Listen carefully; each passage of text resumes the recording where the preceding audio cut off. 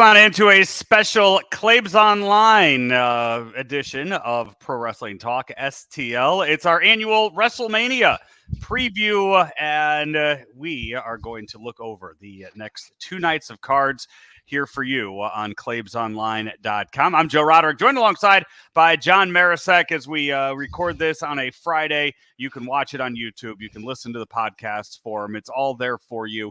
13 matches are set for you. And John, we'll probably go a little more in depth than what we did for the radio show on 590, which will air on Saturday at 10 a.m. But because we're going to go over the good matches, we're going to go over the good storylines, we're going to go over the shitty matches because we can also cuss too. Oh, that's right. We're not on the radio today. Yeah. So your thoughts on the Omos match are going to be very welcome here as we get going. Yeah.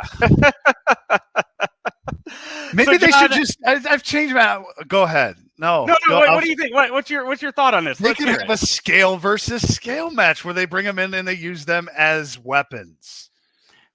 Maybe that would get me interested in that piece of shit match. Maybe. Does Brock bring in like one of his own scales from home that he uses to weigh the whatever things the cattle? Yes. I don't think Brock's hunting cattle. Does he have cattle? I'm sure he does. Yes. I mean, he brought whatever the hell. That's a match that we will get to for the Sunday portion of the show. Saturday. We got to get through Saturday first, John. 13 matches, 7 on one night, 6 on the other. No Bobby Lashley. Maybe he works his way into one of these. Reports now saying that Brian Cage is a free agent.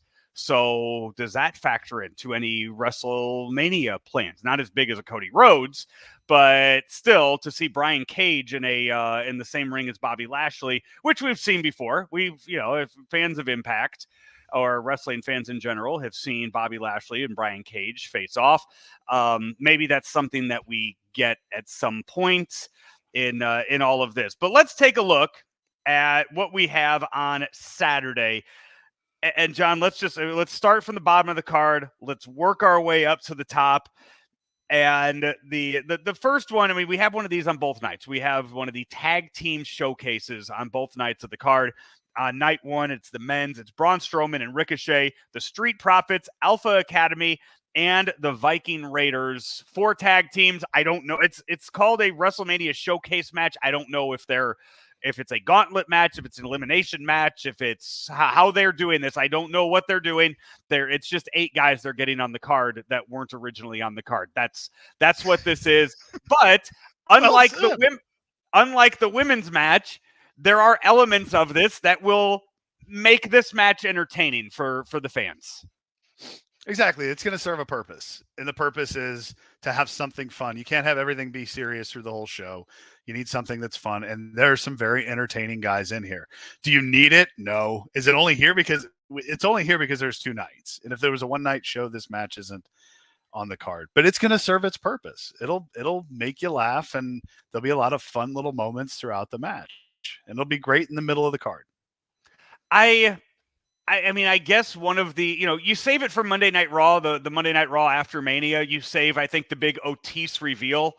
You have him leave Chad Gable on Saturday. You have him actually go join the Maxim Male Models and be part of that. And then maybe you get the full makeover for Monday. And that's one of the big things that we get on the show.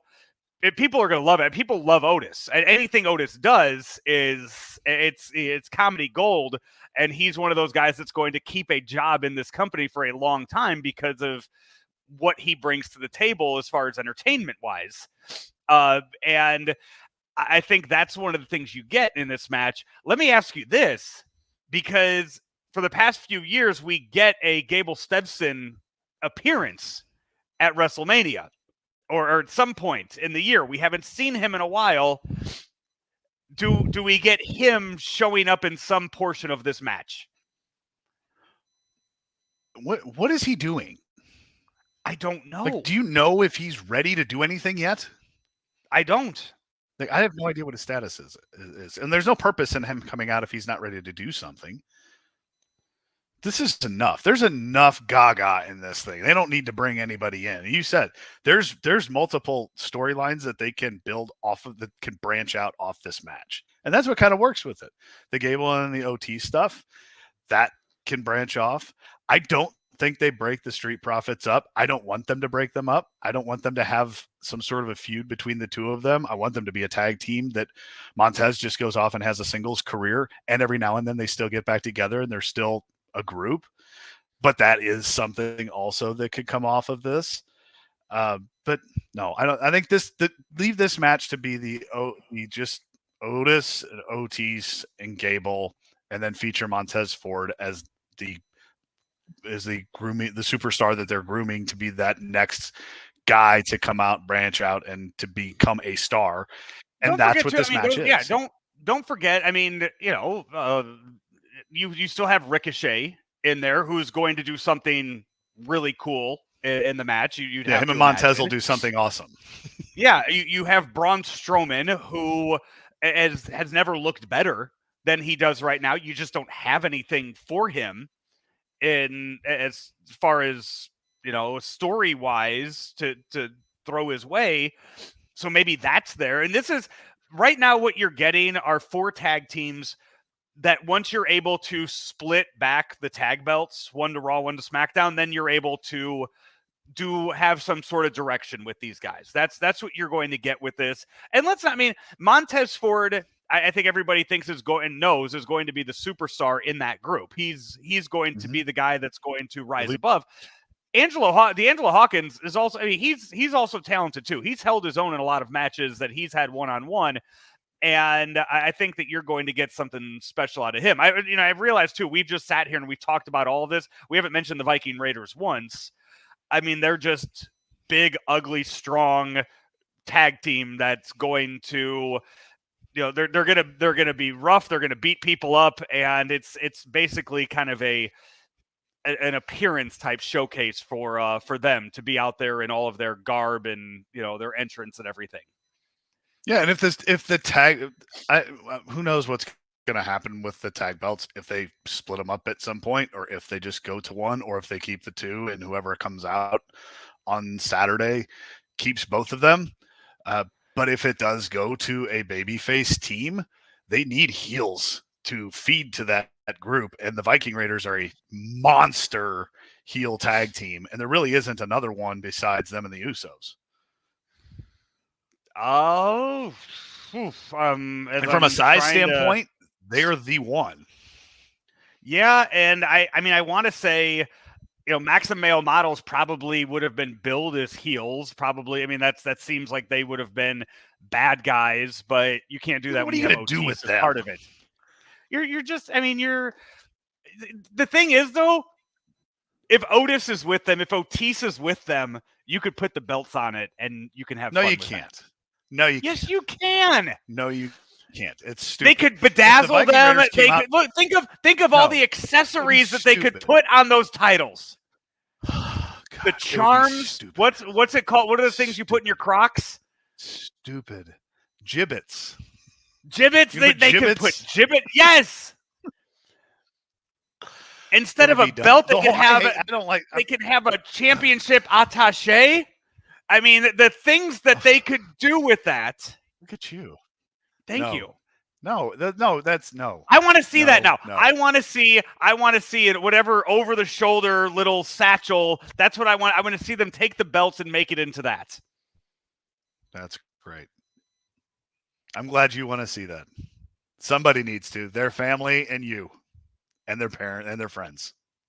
What does the E stand for in WWE, John? That's not entertaining. Oh God, you're telling me Otis wouldn't make that entertaining as hell?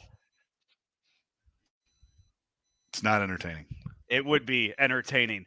What I know what you are not going to be entertained by, I know that you're just about to shit all over this, is next on the card. It's the Becky Lynch, Lita, Trish Stratus match against Damage Control. We could quickly just go through this. I think we all expect the legends to be on top at the end of the match with those with Lita and Trish Stratus doing something to get the pin at the end, and Becky standing in the middle of them as the next big superstar, the next big legend in the making that we all know that she is. Doesn't it feel like Lita and Trish and Dakota and Io are just in the way? Like Becky and Bayley, when they're on the screen together, is magic. Like you could just kick the other four to the side. I don't care about any of the other four. I want to see those two in the ring. Nobody else. I don't need anyone else. I mean, the promos that those two have cut, the other on Monday night, Trish and Lita were literally in the way. Like, don't talk. We don't need. They're not great at it in the first place, and they don't fit. And I still don't understand why. What is the whole purpose of Damage Control? And what is the whole purpose of Lita and Trish being there? They don't do any, they don't fit. They never have fit, especially Lita wins a tag belt. Why? Lita shows up for Becky. Why? Has that ever been explained? Why she just randomly showed up? That I think wasn't it that she said she didn't really have any friends, and that was what she had to go do. So that, I don't remember. I don't remember it being. It certainly wasn't important enough that I remember or noticed. I think that was kind of it. Was that she didn't have any friends in the locker room, so she went and called on somebody she respected. When does Damage Control stop? When does Damage Control get a title run out of all? I mean, when does Bayley? When does Bayley? I'd like to see if Bayley gets a title. I wouldn't mind seeing that. Bayley, you care about. I'm talking about the other two. Okay, as a faction, do you care about them as a faction, or when they come on TV, do you think I could go and get a soda now? And that's what I'm saying. Like the other two need to just be there as the muscle. Do you believe them as muscle? They're not muscle. They can help her retain the title over and over again. They're click the channel when they come on. And when they came out on Monday night in St. Louis, it was like a collective, ugh.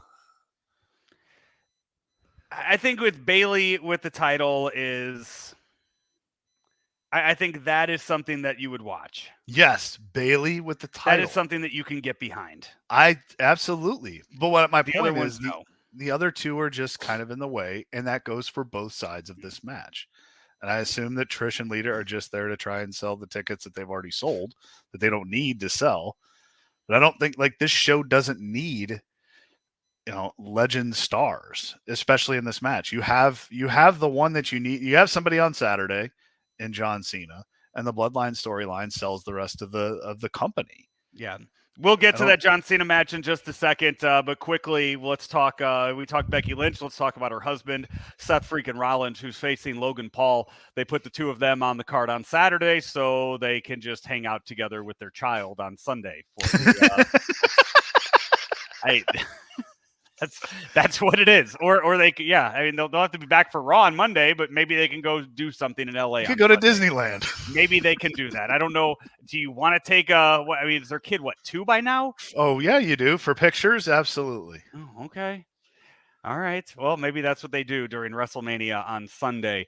But Seth freaking Rollins, Logan Paul, we talked about it on the radio show, John. It's going to be choreographed. It's going to be all laid out ahead of time. But it's going to be a fun match. You're going to get Seth Rollins is going to have some big intro. Logan Paul is going to go above and beyond with his intro. It's going to be a fun match. It'll be great. It's going to be super entertaining. And I think I said this on the radio show that from a in-ring, this is going to be the most spectacular and entertaining match on the card for either night, because I don't know about entertaining and spectacular. I'm saying from the in-ring performance, not story, not anything else. And I'm disagreeing with you on that. From the performance itself, because it's going to be super choreographed and super rehearsed, and they're both ridiculously athletic, and it's going to be incredible. Without getting into the details of the match that I'm going to say, I mean, when you're talking like match of the night type of stuff, I think that the triple threat match for the Intercontinental title is going to be the match of the weekend. But there'll be two different ones. They're going to be two totally different styles. Okay. And that's what I'm saying. If you like flips and no selling, Logan Paul and Seth Rollins is your match. If you want to watch two beat the shit out of each other for 15 minutes, then saddle up to that three-way because it's going to be nuts. And they're not going to have to make themselves bleed like Mox does every match either. No, because they'll just bleed. Yeah, that's, all you're going to know. It's not going to be blood. You're just going to get handprints on them. I mean, Sheamus's chest. Yeah, we'll get into it. But anyway, I hope, because we saw at the Saudi show, we saw Jake Paul come out. And for a second, you thought, are they going to do something with Logan and Jake Paul against the Usos at WrestleMania? I thought that was going to be your WrestleMania tag match when we saw that at Saudi at Crown Jewel, was you were going to get the Usos versus the Pauls. I thought that would have been the direction it would have gone. That would have been fun to see. If Jake Paul is putting as much effort into wrestling as Logan Paul is, and I don't know if he is or not. I mean, he can throw a fake punch and make somebody react to it. I mean, we see that in these boxing matches, but I don't know if I don't know how that, with bumps and everything else. I hope Jake Paul does show up. I imagine that he does, and I imagine that's how Logan Paul gets the win by some outside interference. Yeah, that's fine. Honestly, I don't even care what happens in the match. I'm just going to take it for what it is. Don't worry about story. Don't worry about it making any sense, because none of it's going to make any sense, but you're going to go, wow, a lot. The opening match for the weekend, John Cena, Austin Theory. That is your match on Saturday. It's going to kick off all of WrestleMania. And this is a match that's going to put Austin Theory to that next level of superstardom in the WWE, putting him in the ring with John Cena. Everything that John Cena said to him in the promo to bury him, I imagine John Cena is going to do everything in his power to make Austin Theory look like the next John Cena that this company has, the next over-the-top, guy that they can just market the hell out of for years to come. I guess that's the question I have for you is, what is the goal when you have a guy who's as hated and disliked as Austin Theory is, and he has been since he showed up, even though he's with either one of his personas, against a guy who, while polarizing, is one of the most beloved superstars of all time, who shit all over him 3 weeks ago and made him look like a fool, and Austin Theory hasn't been able to recover. So, the point is, the goal is, right, to make him in some fashion, right? But how do you make him when he is as disliked as he is? Because what you're saying makes perfect sense. You're just trying to say, hey, this is my guy. But wouldn't he have to come out as a babyface out of this match for that next step to be taken? I'm trying to think of another instant where you had a guy that was so hated by the fans and what they did to eventually get them over. And I'm trying to think just in recent memory who that would be. Because I think if you want to go historic, I think you go to The Rock. I think you look at how hated The Rock was when he came in, and how much everybody, die Rocky die chants that were out there, and putting him with the nation and putting him with the corporation and doing all of that.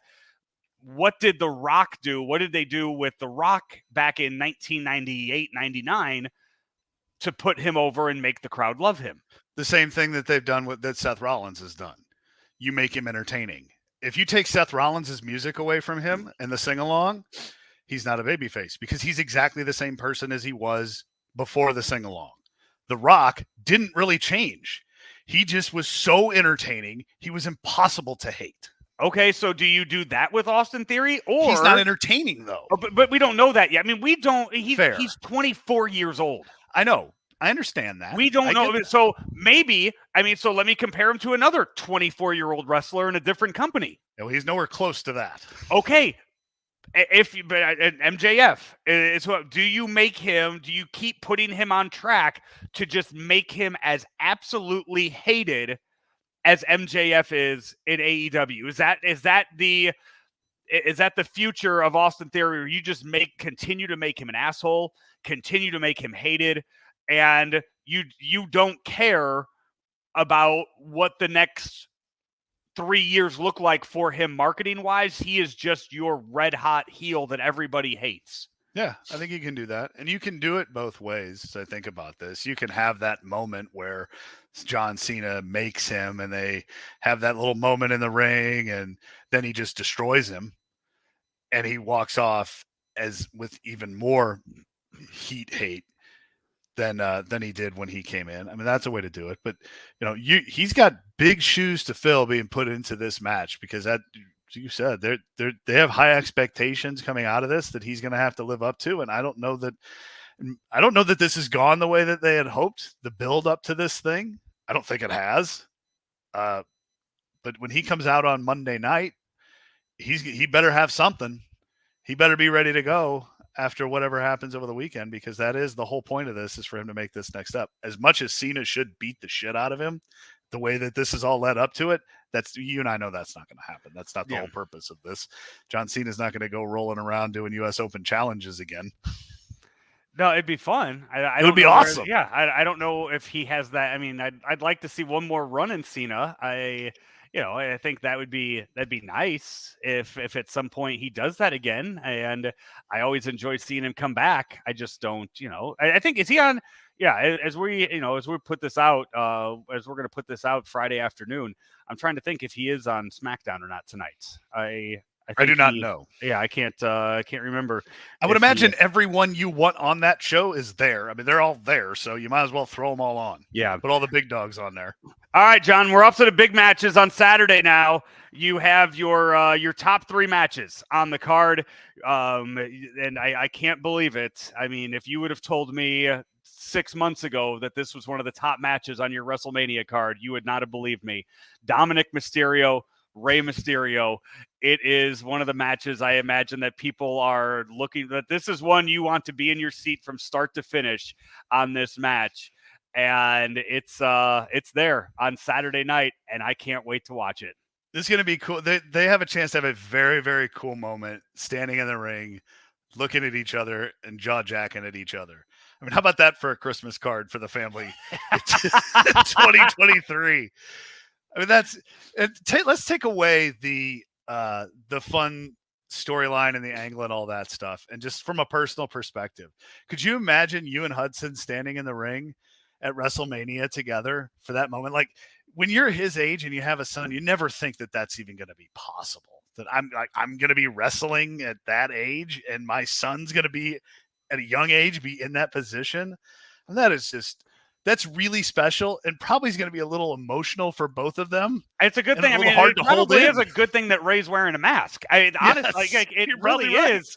And because all the emotions for everything that Ray's going through this weekend of being the headliner of the Hall of Fame, which I don't think people expected ever. I mean, I didn't expect that was not a name that had crossed my mind when I was thinking of who could headline this year's Hall of Fame. Mm-hmm.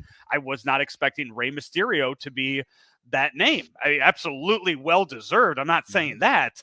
I'm just saying I did not think that before he retired that we'd ever see Rey Mysterio get to have that honor. But being able to, and then too, from a wrestling standpoint, storyline standpoint, it's not just, you're going to throw the two of them in there. They've made it work. And they've made this story work so well that not only, does he get to share the ring with his son, he has got to be so proud of the fact that his son has just become, this star, the star of this, and just so absolutely hated and has gotten himself over. I mean, for a guy that has been in the wrestling business for 30 years, it's crazy to think that ever since I started watching wrestling in 1996, Rey Mysterio was on my TV, and to think that he has got to absolutely love this, and the fact they've tied Eddie into this in the way that they has just got to be, one of just the biggest moments of Ray's life tomorrow night. I do love when he's only said it a couple of times, which I'm glad, because it bites every time he says, "I wish Eddie was my father." It's so funny. It's so funny because it's like it's a story that just you'll never forget. It was so stupid when they did it. It's awful. It's a little boy. I mean, they had to sit Dom down and explain to him as a child, be like, "Hey, listen, Eddie's really not your dad, but we're going to be saying that on TV." And now 20 some years later, he's like, "Hey, wish that was true." Joe, he had to go to school. And his mom had to talk to parents at the school. Think about that part. Like, Tom, is it true? Eddie Guerrero's your dad? And the kids in the class don't know it's a work. And they're looking at Ray like he's this, like, oh man, that's Ray. I can't believe she did that to you. Right. Wow, it's amazing. It is something. Match. It's cool. That match happened. I'm looking. Dominic Mysterio was 7 years old. What is he now? He 23? was 7 years old when that happened. Dominic Mysterio now is 25 years old. He turns 26 years old on Wednesday. That's awesome. So that's a cool story. 19 years ago, and Dom was in the ring for it. Oh, I mean, Dom was in the ring in the middle of all of this 19 years ago. Yeah, and one of the biggest storylines I've ever had, and now he's in another one, and he's the star of it. And if you'd have told anyone when was that they did their first, where was it, Thanksgiving when he got arrested? Or was it Christmas? It was Christmas. No, was it? Thanksgiving was the one he crashed, and then he got arrested, I think, at Christmas. Yeah. And who would have thought that little vignette that was taped at a house with the police coming to put him in the car would have led to this? Like, you knew the Mania match was coming, but that moment took this to a whole nother level. And the fact, when they did this, when they started the wheels turning on this at Clash at the Castle, and you look at it and you look at the calendar and you're thinking, my God, like, they have to drag this out now how many months to get to WrestleMania? And the way they did it of having Ray leave Raw to go to SmackDown, and then doing the house invasions that they did, and having, and the way that this is elevated Judgment Day, and then working it into Rhea's match with Charlotte the way that they have, and doing a few things that way too. I mean, my God, they also turned this in. I mean, they had Dom talk shit about his dad to Charlotte, bringing her dad into it. I mean, they had Dom rip Ric Flair's fathering skills in all of this, which are a little more legit than Ray's fathering skills. At least as far as we could, they seem like they might be different people, right? Then let's not overlook too, with that, as you mentioned, Charlotte, how important Dominic has been to try and keep some people disliking Rhea Ripley, because if he's there, they boo. When he's not there, they cheer for her. And so I think he has helped be there for at least, for some of this, for a few of the weeks in the early part of that whole build after Royal Rumble to Charlotte and Rhea. Yeah. And let's talk about that match. Let's talk about Rhea and Charlotte, their match, which, John, it's probably going to, we have debated this and we won't know until Saturday night. But I think Charlotte Rhea goes on last. You do not. We'll talk about it right here. The buildup for it, I don't think, has been as great as it could have been. But you know what? It's your second biggest title match of the weekend, the singles title match of the weekend outside of Cody and Roman. So it's Charlotte, it's Rhea Ripley for the SmackDown Women's Championship, their second WrestleMania match. And I said it on the radio show, and I'm going to say it again. I think Charlotte wins, because I think this gives you an angle for a WrestleMania down the road that Rhea can't beat Charlotte on the big stage. I agree with you. The build for this hasn't been great. And I will ask you, do you think that part of that is because the company wants to position the two talents as one babyface and one heel, and the audience views them in the opposite fashion. Like, how much do you think that has hurt this whole thing? I get what you're saying. So WWE views this as Charlotte is good, Rhea's bad. Mm-hmm. But the fans love Rhea and hate Charlotte. And will forever hate Charlotte. Yes. I don't know what Charlotte can do to be loved because she's like, like Rick. People loved Rick, but they hated Rick. Like Rick was like Jericho. Everybody loved it when he came out, and then the match started and hated him. Yeah. It's very much similar to what Chris is now, is what Flair's been for forever, going back to the NWA and WCW. And Charlotte just oozes heel. Like, she's so easy to hate, and she's really, really good at it. So don't force it.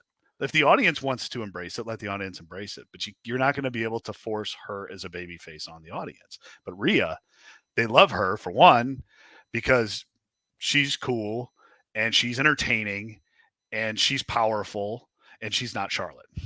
And I think this isn't a good time to put that title on Rhea either. I think getting her away from Judgment Day down the line is a much better opportunity to then give her that singles run on her own. I think having it in the middle of everything with Judgment Day, I think kind of spoils what that run could look like. So I think having Rhea on her own and making her that true babyface that she could maybe be, and then that's when you put her with Charlotte at some point at a WrestleMania.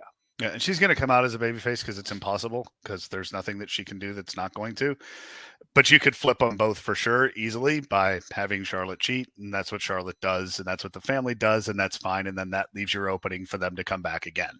Yeah. So that's I'm not, and I don't want to say it. I don't want to say it this way to make it sound like I'm trying to say the two are equal, but Rock versus Stone Cold. I mean, they had 3 WrestleMania matches because The Rock couldn't beat him. The Rock couldn't beat Stone Cold. So that's kind of how I view this, is that Mm-hmm. you have the opportunity in front of you years from now to do another match like that. Mm-hmm. The big match, and you have said it many times. I mean, this WrestleMania has revolved around one storyline, and that's the bloodline. That is what everybody is there to see. Both nights, I think this is the smart move to do it like this, to have one on Saturday and one on Sunday, because fans are going there to see the bloodline. Fans probably don't get to see Roman both nights. I don't know how you involve Roman in this match, both or at all in this, unless Roman and Cody both come in at some point and run in during the match. I don't know if that's something you do. I don't know. I think that's possible for sure, but I don't know. I think it's okay to split them both up. I think you're happy if you're a fan, you're only going one night. You get to see Sami Zayn, or you get to see Roman Reigns and Cody.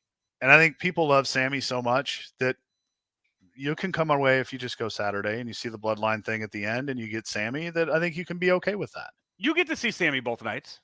You will get to see him, but on Saturday for sure you get to see him. Yes, you get to see Sami. On Sunday you see everybody. Yeah, and you get to see Sami's entrance. You get to sing along with his music on Saturday. I don't know if you get that on Sunday for this. So this how do you go about ending the match between the Usos and Kevin Owens and Sami Zayn? The thing with the whole bloodline is you don't know. You could go either way. You could go where the Usos win, and then Roman loses on Sunday, and then they're the ones standing tall with belts, and he's not. And that's a cool part of the story, with Jay on top as the guy with his 2 tag titles with his brother. Or do you send everybody home? And I guess maybe this gets back to what you just said. How do you finish the show? Do you want to go off the show on Saturday night with the Usos standing tall? Or do you want that to go earlier in the show and have Rhea or Charlotte be the ones that you go off the air with? I think that you got to think of. I think no matter what, to me, however it ends, I think you do want to go off with the bloodline, because that extends the excitement into the other one. It's episodic television. There's your cliffhanger. If you don't have a cliffhanger, if Rhea and Charlotte go off the air, you have a cliffhanger with the Usos and Sami and KO, because that's what people are there to see. Do you think what would the purpose be other than to have that moment at WrestleMania by putting Sami and Kevin Owens as your tag team champions? Is it just a moment? Yes. Okay. And is that moment worth it? for everything that Sammy has done in the past year? I think so. Because then I guess it's like, well, what happens? Okay, so if you're the tag champions and you're coming off of a tag reign that has lasted years, where do you go after? Because that's the biggest question on all of these. That's great, especially with that storyline, because that storyline is not ending. It's just going to change. A new chapter. And you know what I mean? You know what goes. you could do instead of, because I think if Sammy and Kevin win, then you just kind of look at it and you go, okay, when's Kevin going to turn on Sammy? When's this going to happen again? Maybe they just go their separate ways. Maybe one takes the blue belts, one takes the red belts, and they just go onto their own shows and they just say, hey, we broke them up. We did it. All right, see you down the road. And we don't have to go through another feud between the two of them at some point. But what do we do with the belts? I don't know. Maybe they find partners? That's not how they work. Or we just have tournaments we just hand belts to people and just say, hey, you could have the belts. I think it kind of gets back to your thing is what are the plans with the belts? Because the two biggest belts in the company are unified. Is the plan to keep them as one with two belts, or is the plan to go to one belt? And I wish it would go to one. I don't think you need to. One's fine.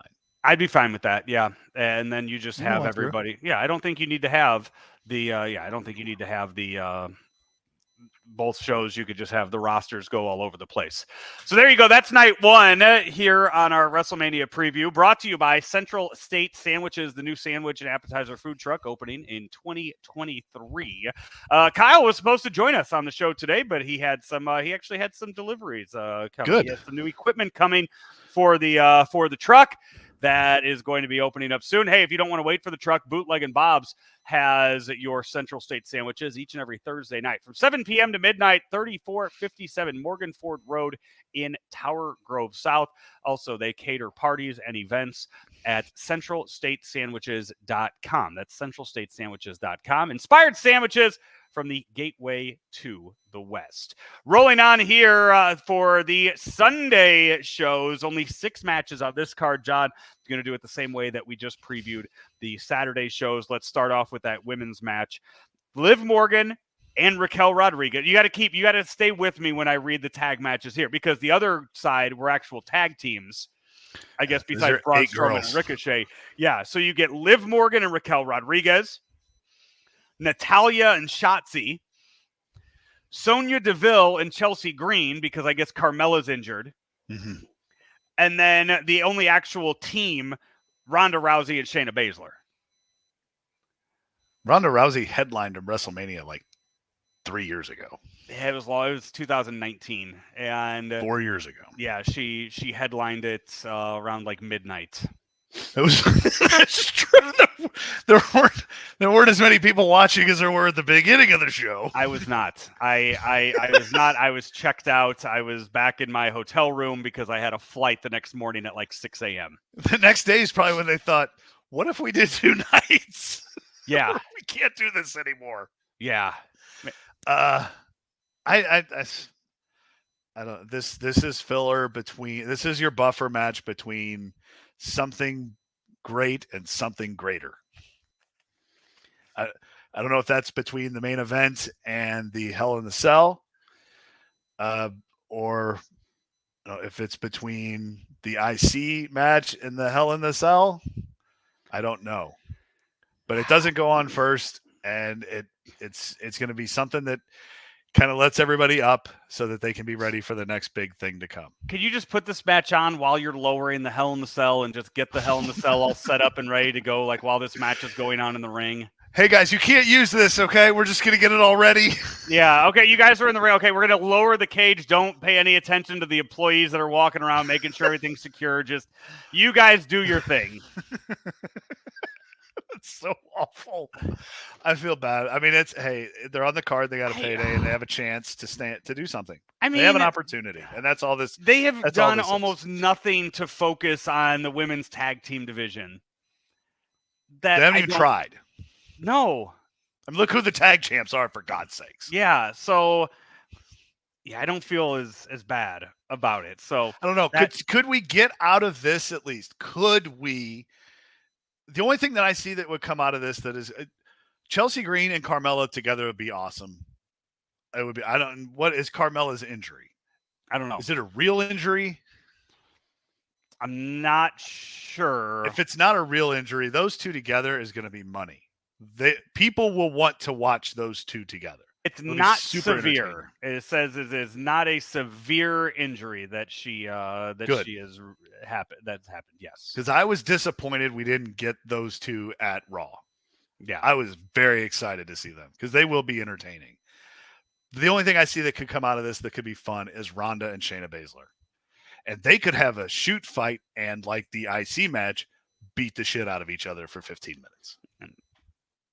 Maybe Shotzi upgrades the tank. I don't know. Who cares? I don't know what I'm looking forward to at all on this. Maybe Cardona's going to be sitting ringside. Maybe that's what we get out of this. In his Indiana Jones hat. And they just don't acknowledge it either. That, you know what? How about that? How about Matt Cardona sits ringside and something happens between him and Chelsea and it just does not get acknowledged at all of who he is. Who's that? Right. That Chelsea got mad at a fan in the front row. Smacked him. Yeah. Now that would be fun. That would be memorable. That won't happen. They don't have a bad relationship, right? I mean, you could put him on TV. He'll be back, and it'll be awesome when he gets to that point. Yeah. It'll be great. It's just not time yet. And he would, the bad thing is, though, they would take all focus off the match and everybody would just be. Oh, if he walks down, if he is seen anywhere, he takes away from the match. Yes. So I don't know if the other women's match on here, Bianca Belair and Asuka. This does have a chance to be match of the weekend. Going into it, though, people just don't care. Correct. You couldn't have said that better. It'll be an outstanding wrestling match. But no one cares. Does Asuka win? I would love for Asuka to win. But it's almost as though like there's not enough on this right now, that it needs more, that maybe it needs another night, that maybe it's not the right time for it. Yeah. And it just doesn't work. It just doesn't fit because of everything else that's going on. No, you can't be, high on all of these. You can't be, you're trying to put together main events for every match. And it's very challenging when you have some of the stars that are here and the storylines that are involved. Yeah. And unfortunately, they're just not one that is.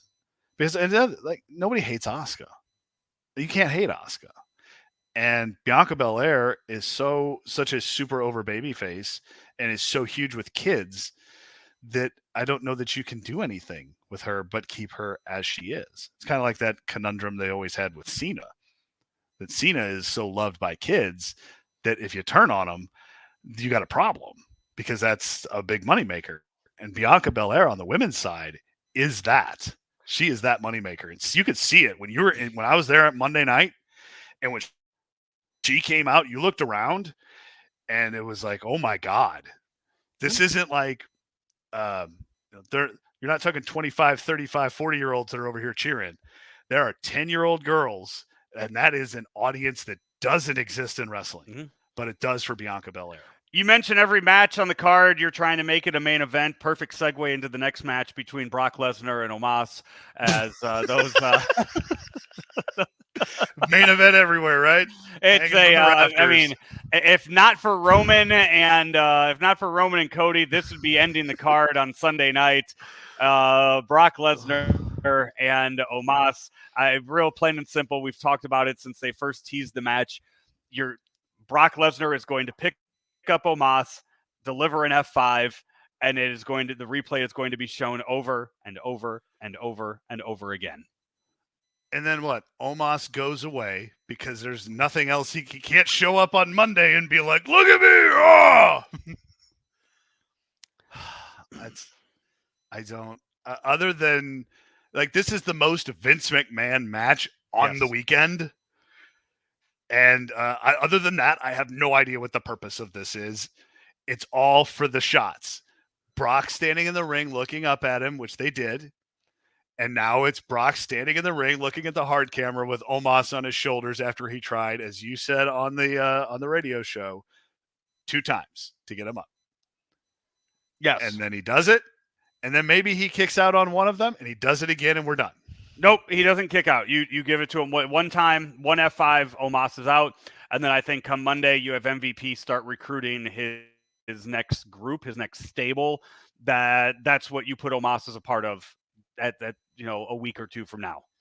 He can't be there. He loses. He can't be there Monday. You got to go away for a little bit. If he only takes one F5, I think you could bring him back on Monday. And then Brock is on his farm. And Brock's not going to. Yeah, Brock's not going to be there Monday. Okay. Does Brock get home before Cody and Roman are in the ring? I was going to say, depending on where this match is on the card, that's how that kind of depends on where Brock is flying somewhere over like Idaho at that time to get not watching the show. Yeah. I mean, maybe he has a tablet and he's watching it just to have something on. I don't know what he's binging these days, where he's at with Yellowstone or whatever it is that he's watching. Yeah. I mean, he has to do something on the plane, right? I mean, he might not be a big TV guy, but he's got to. You think so? He's a sleep guy, I bet. I bet Brock gets enough sleep at home. I don't think he needs to sleep on planes. I don't think he needs to sleep on the plane. I think Brock gives it a watch. I think he checks it out just to see how the night ends. Okay. Where does Brock? I mean, where do you go from here with Brock? It doesn't. You bring him back and you have a showcase with him. You figure you don't even need to know that yet. Brock versus Cody down the line. Does that match intrigue you? Absolutely. I think Brock against anybody is intriguing, especially this version of Brock. I love this version of Brock. Goof around, doesn't give a shit, says whatever he wants. Brock. That's my favorite Brock ever. Yeah, you do get him versus Cody at some point, and that is that'll be a big money match. That'll be a big marquee match that headlines a SummerSlam or a Royal Rumble or a WrestleMania. Exactly. Yeah, that's what you do. You bring him back for whoever you need to put into a big spot. And yeah, Brock and Cody be awesome. And eventually you can do Brock and Roman again. Yeah. When Roman's a super baby face, which is going to be in the next year, then you could do that match again in a year or 2 years. And it'd be fine. Because in ring, they're great. They've put on a phenomenal show. You just got tired of seeing it every couple months. Let's talk about Edge and Finn Balor. And, the last match, on Saturday, you have 3 matches that I'm really looking forward to. I said this on the radio show. I'm much more looking forward to Saturday's card than I am Sunday's card. On Saturday, you have 3 matches that are intriguing and have great buildups to them. In this one, you just have Roman and Cody. The one that has gotten the biggest build has been Edge and Finn Balor. Hell in the Cell. You're going to get Brood Edge with Gangrel against, we talked about on the radio show. You're getting Demon Finn Balor. He's not walking out though with the rest of Judgment Day unless does Damian Priest have some other persona that goes along with the Demon? Nope, he's all by himself. And again, like with Seth and The Rock, you can do whatever you want with Finn Balor. You put him in that demon outfit, you do that entrance with that music. He is 65,000 people throwing their arms up in the air, yelling, "Oh!" That's what's going to happen, and it's going to be awesome. Both these entrances have a chance to be the best entrances of the weekend. And when you add in everything that SoFi Stadium has, all the toys and bells and whistles, and everything. If you've seen the WrestleMania set, too, both of these entrances are going to be so cool that you're going to get with that, and that's what it is. It's the entrances are going to be, stay for the entrances, then go hit the concession stands for the match. Now, the match is going to be good because they're both very good in-ring performers. The match doesn't matter, though. I'm excited to see it. The match doesn't matter. No. The end of the match doesn't. The in-ring performance is going to be phenomenal. Do you put this on first? I think it would be perfect to go first because that place will go nuts when you play that little tune that they play when the cage is coming down. You'll have them in the palm of your hand. Or do you have the other one we haven't talked about yet, the triple threat match, Gunther, Drew McIntyre, Sheamus? Is that the match that kicks it off? Because when you talk about getting you're getting the fans up and going, you either have between Sheamus's music or Drew McIntyre's music from the start. I mean, fans are going to be up out of their seats and they are going to know, like, this is, I can't miss a second of this match. They're two totally different styles, that's for sure. If you want to watch physicality and something brutal that's going to make you wince, then that's the one you start off with. I say the Hell in the Cell because it's going to be like the Paul Rollins match. It's going to be all over the place, fast-paced, not slow and pounding each other. I don't know. Goes first. Okay, so I don't know what the light situation is with the roof at SoFi. Ooh, good point. So how the light comes through, it has to be dark in the arena and dark. Right. So if I don't know if light gets through, because that's like a clear roof they have there, right? Yeah, you're on to something. Because remember when they did this in San Francisco and Bray's entrance sucked. Right, no, Bray's entrance was okay because they did the scarecrows and they made it work. Undertaker's entrance sucked. Well, they were both bad. Both were good in the dark. Right, but they made Bray's work because they had the scarecrows come to life and walk around, and they found a way around it. There wasn't anything you could do with Undertaker's entrance in the lights. Yeah, they tried, and then it was like, oh, that was a bad idea. So didn't get dark enough. So, I mean, as I look at it, yeah, I guess from the top you can't see in, but from the inside it looks like there's a bunch of natural light that does come through. I think that roof is like perforated. So if you ever see like a decal on a window and you'll see little perforations with it, you can see perfectly out, but you can't see into the darn thing. And I think that's what's on that roof. So it doesn't really block light.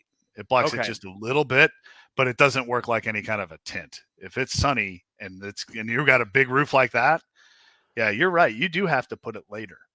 But even at like 8:00, what time's the show start? 6? It says this Sunday it starts at 7 Central, so 5 p.m.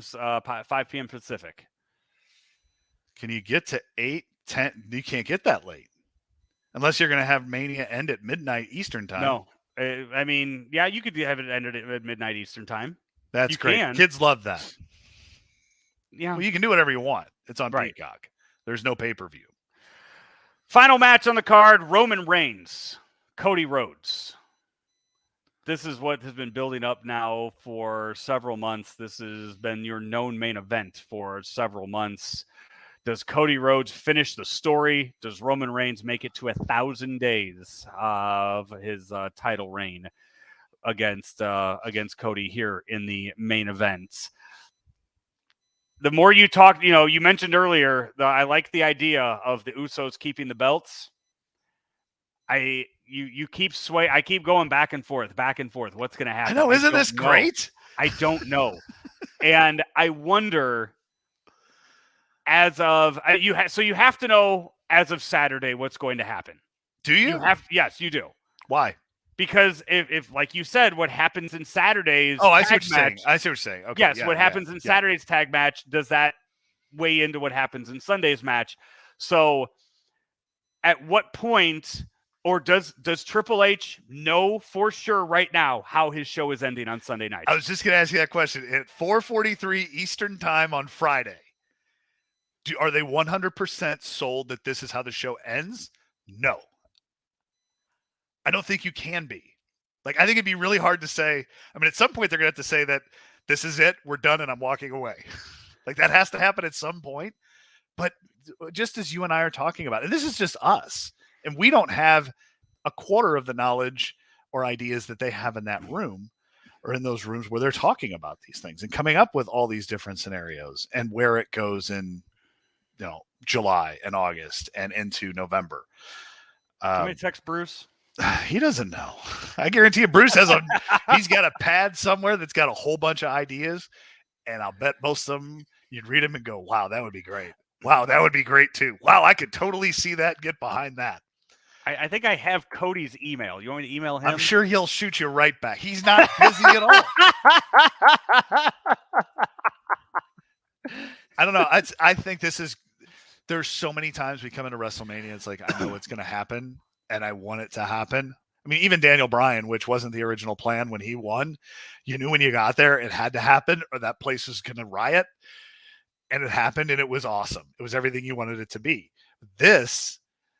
It's amazing that we're sitting here after all this story for so long and build up for this specific match since January that at the time we weren't even sure anybody wanted. Yeah. And now we're at a point where it's not only does everybody want it, we don't know what's going to happen. And we're here for it. We can't wait for it. It's like this is the way wrestling was when I was a kid and I didn't know anything about anything else. I came into Mania like, I don't know who's going to win. This is awesome. And that's how I feel. I mean, I think Cody wins, and I think you have to, but I don't know how, and I don't know what happens after he is handed the belt. Yeah. I mean, like, how do they go off the air? What is does Monday and yeah, what is Monday Night Raw celebration? Do we know who his next opponent is on Monday? What happens there with all of that? WrestleMania Backlash, are we going to get? I mean, I feel like WrestleMania Backlash, the main event's going to be Cody, Kevin, and Sami against the Usos and Solo. I think that is what your main event's going to be for that match. And if that's the case, I'm semi-disappointed in that because I want to see Cody Rhodes on a run, but whatever. That show doesn't. That's just a show. The next three premium live events after WrestleMania are all out of the country. Yeah. So you put them on the show and you don't do anything super duper special. Yeah. So we'll he has plenty of time. They do. But here. So do you go off the air with Cody standing in the ring, holding the belt up and the confetti and all of that, and then that's the end? Or does that all happen, but you're still on as Cody walks out and Roman is there with nothing and the Usos come out and they just look at him in disgust with their belts? And does that kick off the next chapter in that, or does that come the next night? Because no matter what happens in that main event, the biggest story in the company will still be the bloodline, whether that's the continuation of them at the peak or the beginning of the cracks that are leading to a change at the top. We will we'll find out all about that coming up Saturday and Sunday. And then John and I will be back to talk about it next Saturday at 10 a.m. on 590 The Fan at KFNS for Pro Wrestling Talk STL, a radio show that you can listen to this Saturday morning. Much less in-depth coverage, plus AEW thoughts on this week's show. If you have a chance to listen to that, as we get into all 13 matches on the card here over the last hour of coverage here on ClaibsOnline.com. Enjoy the WrestleMania, everybody. It's been fun to talk about leading up to it, and it's going to be fun to watch all weekend long, starting on Saturday night. That'll do it for our coverage right here. Until Saturday, he is John Marecek. I'm Joe Roderick. This has been a special WrestleMania preview edition of Pro Wrestling Talk STL on 590 The Fan KFNS, and also right here